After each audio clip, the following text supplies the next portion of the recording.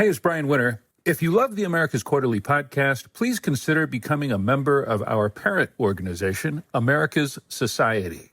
For 60 years, America's Society has been the House of Latin America in New York. We're a not-for-profit organization that depends on members like you to keep this podcast going. Your membership will help support our work, and it will also give you special access to in-person events in New York City, virtual programs for members outside of New York, and 4 print issues a year of America's Quarterly. All of that for as little as $70 a year. Learn more on our website at as-coa.org. That's as-coa.org. This is the America's Quarterly podcast. I'm Brian Winter. On today's podcast, we'll look at how the first month of the Trump administration is affecting Latin America. What are this White House's top priorities in the region? And how are governments throughout Latin America reacting to these seismic changes? I have no doubt that Rubio, what he would most like to achieve as Secretary of State is the downfall of the significant weakening of the Cuban and Venezuelan regimes. But, the administration as a whole has additional policy priorities or other policy priorities.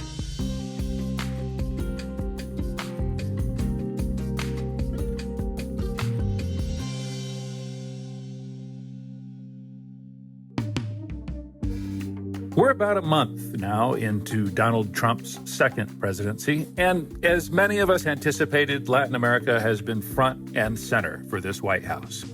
We've seen high-stakes negotiations with Mexico and the threat of tariffs that could effectively rip apart North American supply chains. We've seen the return of an expansionist United States with the president's declared intent to take back the Panama Canal. We've seen several governments around the region, including Javier Milei's Argentina and Nayib Bukele's El Salvador, who are delighted by Donald Trump's return and see enormous possibilities for cooperation with the United States. While many other governments have a more pessimistic view, are asking themselves whether being an ally of the United States really means anything anymore, and whether China and Europe may prove to be more reliable partners over time. It's been a lot, to say the least, and we thought it would be useful to take a deep breath and record an episode with one of the very best chroniclers of Latin America over the last 30 years, someone I admire very much. He is great on Latin America's history and superb on the present day as well. I'm talking about Michael Reid, the former Economist correspondent and columnist, author of numerous books about the region, including Forgotten Continent, A History of the New Latin America. Michael, thanks for joining us on the America's Quarterly podcast. Thanks for having me. Michael, in the broadest possible terms, so far, what has Donald Trump's return meant for Latin America? Well, I think what it's meant for the world has been, we're in a different world. Everything is up for grabs. It's a kind of gimme, gimme, gimme world from Trump. To go back to your question, Latin America, I think if you're Mexico, it's existential. For Central America, to an extent, just because there are going to be lots and lots of pressures. I think for most of South America, it's kind of may end up being slightly less consequential than it looks at the moment. But, we have to consider several dimensions, obviously. There's trade, tariffs, the economy. There's drugs and migration and pressure on that, and probably a reduction in remittances, which for some countries will be significant. Then we have the kind of neo-imperialist dimension, Panama, Greenland, Canada. And then we have, I think, more broadly, the message that democracy and human rights really don't count for very much, and cutting USAID in the Latin American context. In Africa, it's kind of about life and death in some ways, and disease and health and so on. In Latin America, it's more support for civil society and for democracy. And, that will be felt in some countries. Michael, during the first Trump administration, we did see several leaders around the region who not only imitated some of his tactics, but also surfed kind of a broader brand of conservatism in a region that, for many reasons, seems to be moving towards the right, culturally, socially, politically, over the last 10 years or so. What do you think the effect of Trump and Trumpismo will be on domestic politics this time around within Latin? No, I think there will be an impact. I mean, domestic politics is domestic politics. And the idea that what happens in the US is automatically reflected in other countries in the Americas is not true. But that said, I think there is an influence, and it's in the zeitgeist. I think there's no doubt that the first Trump presidency kind of provided a sort of model which some politicians in the region wanted to copy. It kind of legitimized a sort of aggressive right-wing populism morphing with authoritarianism. And I think it will do that again. It sort of lowers the potential international cost of authoritarian terms in Latin America. But there's another side to this influence, I think, which is that Trump represents part of a broader move to deregulate. And Milei is a pioneer in that. There is a lot of support for Trump within business communities in many Latin American countries because they hope that it will inspire this kind of deregulation. I mean, whether it does and whether that will turn out to be well done or not remains to be seen. But I think that is there in the air. Well, let's go step by step or country by country to try to begin to break all this down. And you mentioned that for Mexico, this is existential in a way that is unique. What do you see now that we're, more than 4 weeks in? What do you see as the state of play for Mexico? I mean, do you expect that USMCA will eventually be dismantled? Do you think that the country still runs the risk of very high, these 25% tariffs that President Trump passed and shied away from implementing at the last moment? I mean, what is the risk for Mexico? What does it look like at this stage? Well, I think it's very hard to make any predictions because, not least because this is an administration that thinks unpredictability is an asset. And I think President Trump himself may not even know where he wants to end up in relation to Mexico. But he's clearly put several balls in play, if you like, already. I think so far President Sheinbaum has handled it quite well, perhaps surprisingly well. I think the big issue for Mexico is the one you mentioned. I mean, is USMCA essentially dead or moribund, or is it going to be part of the next few years, part of the future? I think Mexico needs to know that fairly quickly because investment decisions will be on hold until that is clarified. My hypothesis on that, Michael, is that, as you say, perhaps President Trump hasn't made a firm decision one way or another on USMCA. But my view is that he never really liked USMCA. Yes, it was, quote unquote, his deal, but it was a concession to these more moderate voices that were part of his first term, to business interests more broadly, and the need to be reelected. Now he no longer has any of those constraints. And so perhaps he is more willing than before to walk away. What's your view? That may happen. I mean, against that, one could say that those business interests are still there. The objective integration of the economies of Mexico and the United States and Canada is considerable and is still there. And attempting to tear up the trade agreement will cause a considerable degree of chaos and cost for US businesses. We simply, at this stage, we simply don't know about so many things. I mean, we don't know how inflationary Trump's policies will be. We don't know how soon or not at all US consumers will start feeling this. We don't know, consequently, how popular or unpopular the president will remain. And on that will depend the extent to which he continues to enjoy the support of the Republicans in Congress. I'm not a futurologist, and I don't really believe in futurology. I much prefer to analyze the present and to draw conclusions from that. Michael, you mentioned there has been widespread praise for how President Sheinbaum has managed this relationship. What do you think so far has been effective about her tone and tactics? Well, she hasn't been Gustavo Petro. She hasn't been emotional. She's been considered. She's obviously consulting her teams. And I think she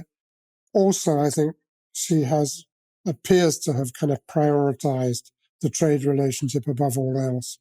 And she's been prepared to yield things on migration and on drugs, which for the time being has at least bought a bit of time. We don't know if it's more than that. All of that was the right approach, you know.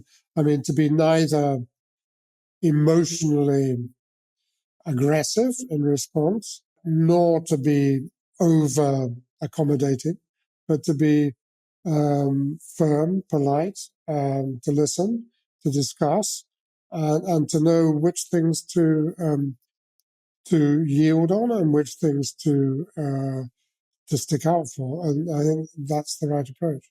Final question for you on Mexico. How worried would you be right now if you were an executive for a U.S. or Mexican company who was part of this manufacturing supply chain that's become so integrated over the last 30 years?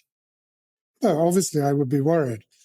I would hope for the best, but I would postpone any big decisions until we know the landscape for the next, few years, because these changes, changes, imposition of tariffs, more friction at the border, all of that affects your bottom line very quickly. Shifting focus, Michael, to another country you mentioned, which has been in the administration's crosshairs during this opening month, Panama. How seriously do you take the president's declared interest in the canal and in this new American expansionism more broadly?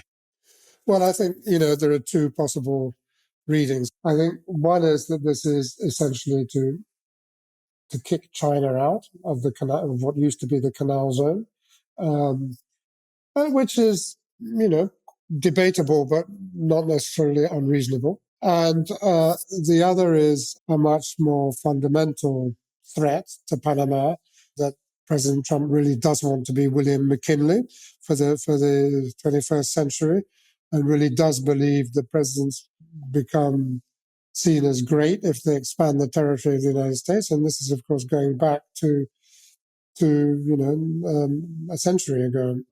And I think that's less likely for several reasons. Partly because it's contradictory with the statement by Trump that he wants to be a peacemaker and so on. Partly because, when the US overthrew General Noriega in 1989, if my memory serves me correctly, the US still occupied the canal zone, and Southcom was there and had all the military bases, and it could do it. It would be militarily a much more challenging operation to do it now. Michael, you said you didn't want to talk that much about the future. Let me ask you to talk just a little bit more now about the past. You know Latin America's history like few others, written multiple books. Do you see shades of the United States and Latin America of the 19th century and early 20th century in some of these, not only the statements, but some of the underlying ideas?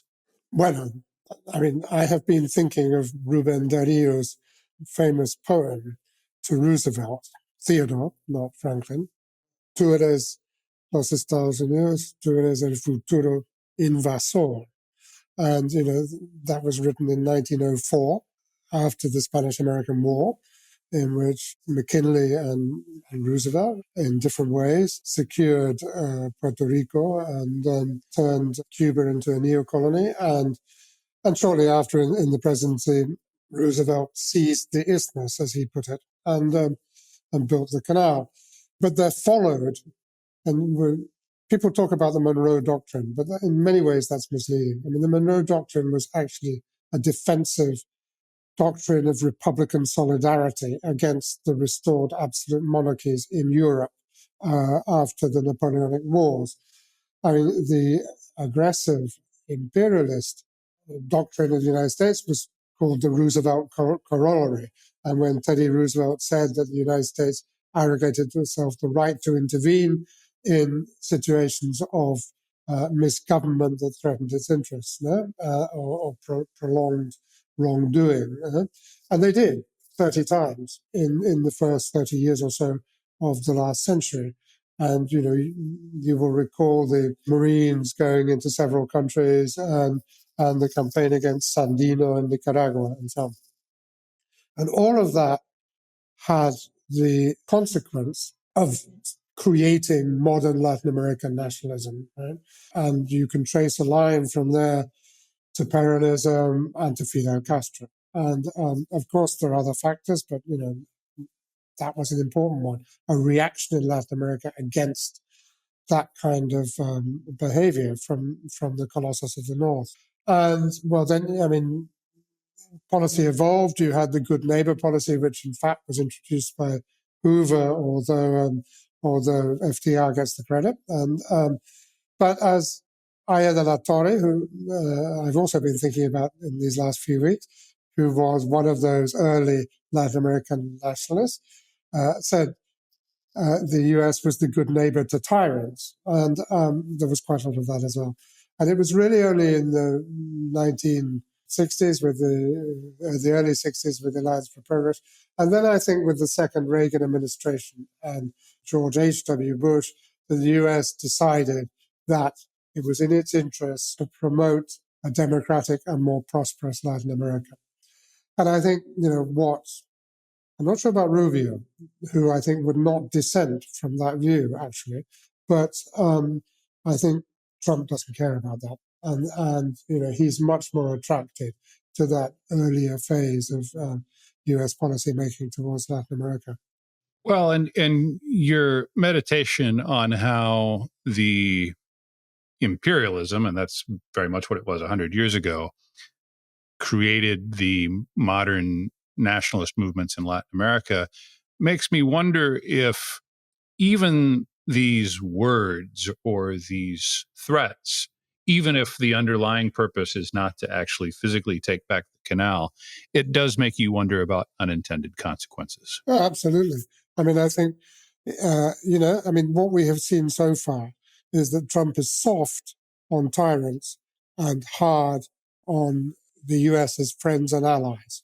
And, that's obviously has an impact. I mean, people think, well, this guy's really unfriendly to me, and other countries around the world may be much friendlier. So, I mean, we'll have to see. But I mean, I think it certainly does raise that question. So let's talk about one of those tyrants. Much has been made of the fact that as, the president was threatening Panama, one of his emissaries, Richard Grenell, was landing in Caracas in order to reach some kind of arrangement with the Venezuelan government regarding receiving migrants deported from the United States.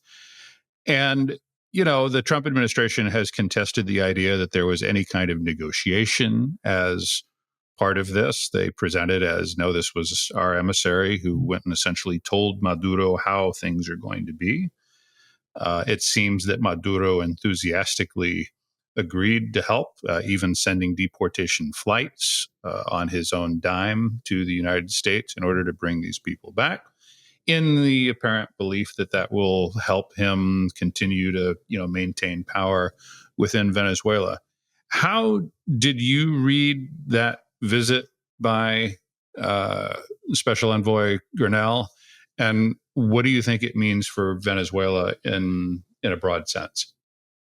Well, I think there've always been two possible strands to the Trump administration's policy towards Venezuela. One is that transactional strand that you've just mentioned, in which the priority is to be able to deport the Venezuelans freely and to reach deals perhaps on other things. And then there's the more principled strand, which Marco Rubio has until now always upheld, which is opposition to the regime and support for democracy in Venezuela. And those two approaches are contradictory. They may try and do both, but then, Maduro may say, well, no more flights. And then we'd have to see what happened. No? So I think there's an awful lot of uncertainty around this, as in so many other things. What's your assessment as to the current stability of the Venezuelan dictatorship? Well, I'm afraid I think it is pretty stable. I mean, they have a monopoly of hard power. They have allies who help them evade sanctions and who provide them with other support. Crucially, they have Cuban intelligence. What Maduro rather usefully did demonstrate last year with the election was that he no longer enjoys the support of anything like a majority of the country. And he no longer enjoys the support of a significant part of what used to be Chavismo, of the Chavista base. And I think that does make him a hostage of the armed forces in a way that he was not before, in that the armed forces could, at any stage, decide that Maduro was a liability for their interests. But that said, the way the armed forces are organized is that there isn't a vertical chain of command. Power is diffused. The intelligence services are all over the armed forces. Anybody who moves risks being slung into dungeons and tortured. And, the prisoners they treat most harshly are the military ones. And obviously what they most worry about is the armed forces. So, I mean, if things are to change, it's going to be there that it starts, I think. But I don't see any immediate prospect of that. I have wondered if President Trump, who seems to see the world not so much in terms of allies and rivals, but in terms of strength and weakness, I wonder if he looks at Maduro and sees strength and has made a rational decision to prioritize immigration as opposed to regime change. I think that's certainly possible for two reasons. One, because in his first term, his administration did try and overthrow Maduro and failed. Secondly, and on this, I mean, one has to recognize that he campaigned on a much tougher crackdown against undocumented or illegal migration, whatever you want to call it, and against drugs and so on. And so he is carrying out a mandate that he has from the American people.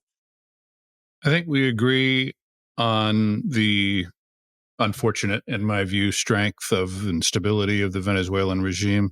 Have you found yourself wondering in recent months, though, whether the same is true of Cuba? I look at them with this, unprecedented economic collapse, even worse by many measures than what they went through following the Soviet Union's collapse in the early 1990s, the recent nationwide blackouts, the exodus of at least 20% of the population over the last 5 years. Do you wonder if that's a different situation?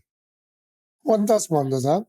But, you will recall a book, quite a good book, called Castro's Final Hour. The Cuban regime has enormous staying power because, like Maduro, they don't really care what happens to the population. They don't really care if half the country leaves, as long as they remain in power. If it becomes harder for them to leave, then, the pressure will build. But, we've seen what happens when that pressure spills over. The regime bungs 1,000 people in jail, and without blinking an eyelid.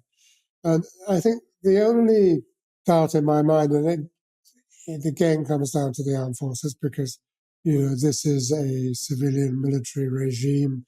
In many ways, it's a more military regime than Venezuela even. It's a collective leadership. once Raul Castro dies, which one assumes will happen fairly soon, then does that change the calculation in any way? Is there a sense of a deep sense of loyalty to Raul and through him to the memory of Fidel? And would that change if he's no longer there? It's I think probably not, but one doesn't know. I agree. I mean, we've been waiting for more than 60 years for that regime to fall. But on the other hand, no dictatorship lasts forever. And in the scenario that you just sketched out, it's not difficult to imagine a Trump administration led by Marco Rubio, with all of his not only family connections, but his career in South Florida as a senator, kind of taking aim and trying once again. Not the first time the United States has done this, but I do wonder. No, that's right. I mean, I have no doubt that Rubio, what he would most like to achieve as Secretary of State is the downfall of the significant weakening of the Cuban and Venezuelan regimes. But, the administration as a whole, as we've discussed, has additional policy priorities or other policy priorities. Michael, we've been focusing on, some of the more contentious contact points between the Trump administration and the region. It's also true, as I mentioned in the introduction, that there are many governments in the region that are actually quite happy with this administration, that see themselves as fellow travelers, and talking about not just Javier Milei in Argentina and Nayib Bukele in El Salvador, but leaders like Santiago Peña in Paraguay, perhaps the Boluarte government in Peru, and others. What benefits, if any, in a kind of a tangible sense, do you think are on the table for countries in the region that are allied with the Trump administration? Well, I think there are two groups of governments that are not perturbed by the Trump administration. There are the active supporters, whom we've just mentioned, and then there are the countries or the governments that think that the United States has always really been self-interested, that the liberal order is hypocritical, and so forth. And certainly there are some people in the Brazilian government who would think that, and probably in the Colombian government. And so they will engage or try to engage in transactions. I would hope that, in time, the Trump administration will not be merely destructive in relation to Latin America, but it will try to be constructive as well. And, the problem is that the most important area in which it could be constructive is trade, precisely, and closer economic ties. So, I mean, the Americas Act is a very constructive piece of legislation and bipartisan, and would aim to stimulate greater trade and investment between the US and Latin America. But I think its chances of being approved are very small. You alluded to this in the first part of our conversation. Now I'd like to come back to it. It's, this question of strategy and how governments and the private sector throughout the region is looking at these early signals from the United States under Donald Trump's second administration and wondering how they should align themselves. I have certainly heard firsthand over the last couple of weeks that there are governments making more frequent calls to Beijing, exploring, once again, the possibility of trying to get that final approval of Mercosur European Union trade deal, which we've been talking about for almost 30 years now. But, another kind of impetus behind that. What are you hearing, Michael? Are we in the early stages of some kind of realignment, or will everything change much less than we might actually expect it to? Well, I think the world has realigned, already into these rival power blocks or spheres of influence or whatever you want to call them. I think there's every incentive for countries in Latin America to diversify their relationships away from the United States as much as they can, safely. I think they need to think strategically about that. I think, in your piece on Panama, you quoted a Panamanian saying that there'd been no strategic thinking for 25 years in Panama, and when they went into these deals with China. I think that is true of the whole of Latin America, and it's part of Latin America's problem at the moment. There's a deficit of strategic thinking, and government after government has just looked at short-term interests, and because there are dangers of drawing too close to China as well, and even if China is further away than the US and so on. But the idea that China is going to be a free lunch, I think, is illusory. No? I have found myself questioning, Michael, whether these predictions that many Latin American governments, particularly South American governments, are being pushed into the arms of Beijing. I've wondered if that's true for two reasons. The first one being the changing economic and political conditions within China itself. Everything that has happened over the last 4 or 5 years that has shown us the depths of their demographic challenge, an economy that has lost steam, outbound FDI that has fallen, Chinese financing in Latin America has dropped to very, very low levels compared to what it was 10 or 15 years ago. And then the second thing I think about is in a lot of these countries that we're thinking about right now, Colombia, Chile, Brazil. These are countries that have elections in the next year and a half or so, in which sitting here today, and futurology is fraught and perhaps a bad idea, as you noted earlier, but it does seem like if you had to bet that the right, and in some cases, candidates quite aligned with Donald Trump, would be favored to win. And so I wonder if at the end of the day, the U.S. might retain more of this, these strategic relationships than it might seem sitting here today. I don't disagree with that. But you used the phrase pushed into the arms of China. I think it's that so far what the administration has done and talked about has given incentives to countries to diversify their relations as much as possible. And I certainly agree that the idea that China is automatically the future of the world, I think, is questionable. We don't know whether or not we are at peak China. Sinologists disagree, but certainly China faces its own challenges. But I think there's no doubt that it wants to expand its diplomatic influence in Latin America, as it has done considerably over the past few years. Michael, thanks so much for joining us on the AQ Podcast. Been a pleasure to talk to you. Thank you for listening to the America's Quarterly Podcast. If you enjoyed this episode, please leave us a review, give us a rating, and subscribe wherever you get your podcasts. The America's Quarterly Podcast is produced and edited by Luisa Franco. Our sound engineer is Gabriela Baez.